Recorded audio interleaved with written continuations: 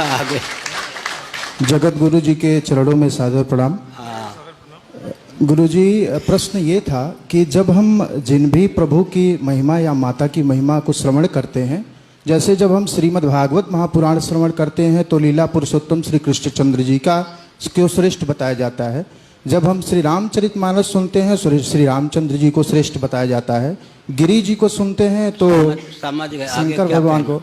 तो गुरु जी, और जिसमें जिसको भी सुनते हैं ये होता है जगत की उत्पत्ति और यही सर्वश्रेष्ठ है। तो किसको हम श्रेष्ठ माने? एक छोटा सा प्रश्न और गुरु पहले इसका उत्तर ले लीजिए, बड़े से प्रश्न का उत्तर ले लीजिए।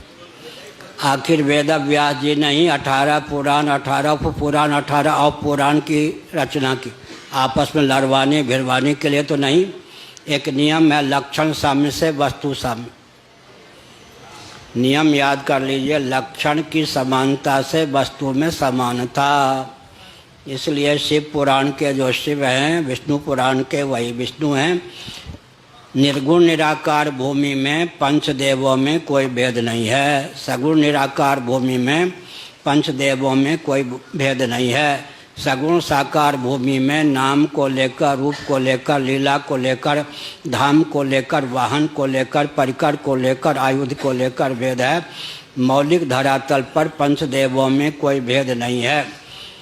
पृथ्वी की प्रधानता से जिनको शरीर प्राप्त है, जल की प्रधानता से जिनको शरीर प्राप्त है, अग्नि की प्रधानता से जिनको शरीर प्राप्त है, वायु की प्रधानता से जिनको शरीर प्राप्त है, अत्यंत सिद्धों को आकाश की प्रधानता से शरीर प्राप्त है, उनके लिए पंचदेवों में किस देव की आराधना फलेगी इसका विधान है।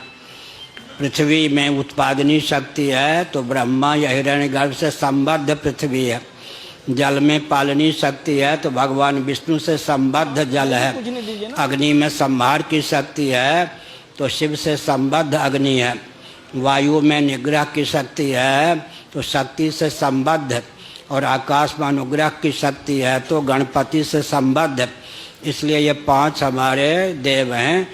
कार्य ब्रह्म के 5 वेद हैं, कारण ब्रह्म एक ही है। कार्य चूँकि पृथ्वी जल तेज वायु आकाश 5 हैं, कार्य ब्रह्म के 5 वेद हमने बताया। कारण ब्रह्म एक ही होता है। कार्य कारणातीत पर ब्रह्म निरुपाधिक धरातल पर सर्वथा अद्वय होता है। यह शास्त्र की मर्यादा है। अपनी गुत्थी को सुलझाने के लिए किन्हीं विज्ञ महापुरुष का मार्गदर्शन प्राप्त कीजिए।